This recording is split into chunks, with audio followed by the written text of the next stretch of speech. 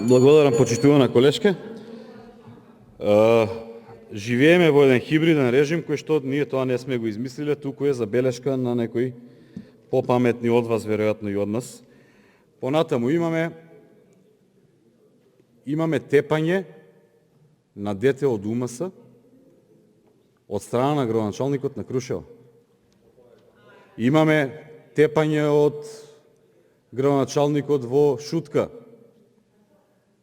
Имаме замижување пред законот за градоначалникот на Ново село.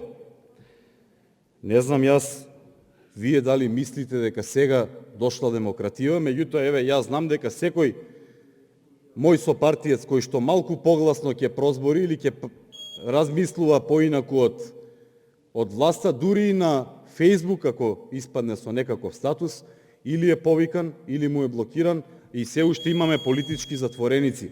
Околу 1500 луѓе се политички затвореници во моментот.